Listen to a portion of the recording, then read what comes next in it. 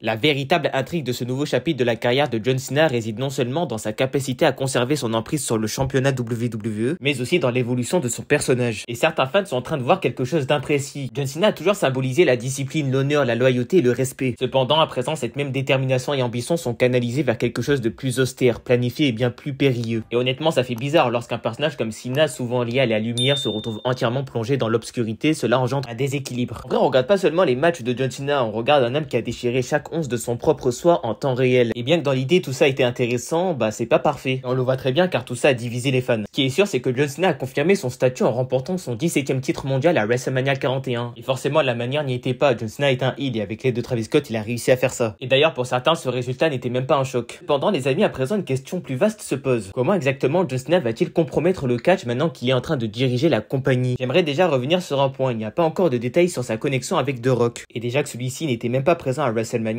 on se pose encore plus de questions. Peu importe cette union ou quoi que ce soit d'autre, ça a été une importance capitale pour le heel turn de John Cena. Mais bon, maintenant j'espère que la WWE reviendra sur ce lien entre The Rock et John Cena. Puis je me dis que la WWE a le temps, elle a déjà confirmé qu'il apparaîtra à quelques PLE, notamment Clash in Paris. Mais attention, selon moi, ce n'est pas forcément afin qu'il conserve le titre jusqu'au mois d'octobre. Néanmoins, la WWE pourrait se diriger vers ça. D'ailleurs les amis, maintenant je suis obligé de vous parler de la rivalité entre Cena et Orton. Pour in-ring, ce match, ça risque pas d'être un 5 étoiles. Et ceux qui vendent des billets, c'est l'histoire commune entre ces deux catcheurs. Et selon moi, le point est vraiment là. Si la WWE veut maximiser la tournée d'adieu de John Cena, la WWE se doit de construire les rivalités de John Cena correctement. Forcément, les amis, l'idéal serait de mettre d'autres catcheurs en avant.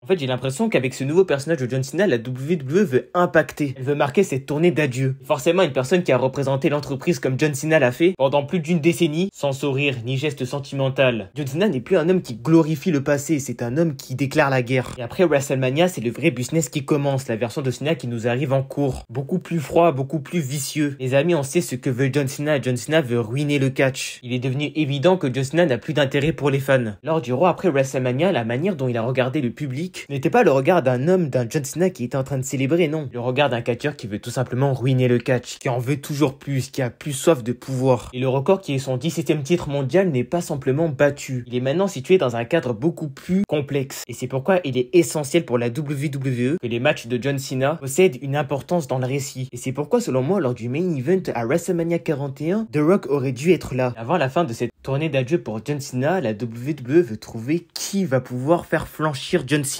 Au final, je sens que dans cette storyline, ce qui va être intéressant, c'est est-ce que John Cena va réussir son objectif de repartir avec le titre WWE et du coup être le dernier vrai champion WWE, ou alors est-ce que avant la fin de cette tournée d'adieu justement, quelqu'un pourra lui prendre ce titre. Et le choix justement de cette personne devra vraiment être bien réfléchi par la WWE pour encore plus ajouter de l'impact dans cette tournée d'adieu de John Cena. Et bien sûr à la fin, je vois pas un John Cena partir sans faire un face turn, évidemment. Bref les amis, dites-moi en commentaire ce que vous pensez de cette storyline autour de John Cena et de cette tournée d'adieu. Qu'est-ce que vous en pensez? En tout cas les amis, j'espère que cette courte vidéo vous aura plu. N'hésitez pas à vous abonner, à liker, à activer la cloche de notification. Nous on se retrouve donc prochainement pour une toute nouvelle vidéo. Ciao tout le monde.